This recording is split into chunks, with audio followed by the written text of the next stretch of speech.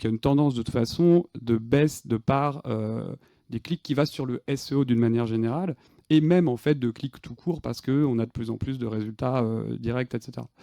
Donc, nous, historiquement, côté data, on a toujours traité ça en cherchant à prendre du recul et en partant d'abord de la première question qui est c'est quoi le marché? C'est-à-dire, en gros, c'est quoi mon 100%?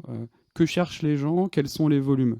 Et ça, on a quand même des proxys pour les connaître. Il y a Google Search Console qui, quand même, a toujours été une source assez forte. Vous avez Google Trends, vous avez etc. Donc là, c'est que du Google, malheureusement.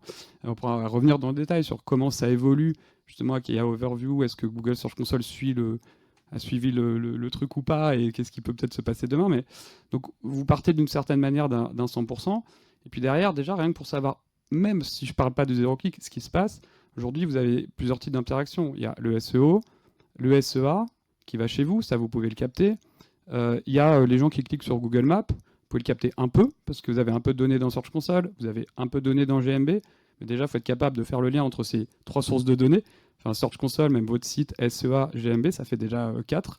Plus la cinquième qui était le GMB, peut-être juste. Google My Business, donc les pages Google Maps, et du coup, qui vous permettent d'avoir quand même des stats sur leurs impressions, les clics sur la direction, les clics sur le téléphone, etc. Donc, vous pouvez, avec tout ça, mais c'est un petit peu de travail, déjà reconstruire quand même une sorte de mapping, de se dire, par exemple, sur ma marque, sur 100 requêtes marques, quelle part je capte d'une manière ou d'une autre, quoi.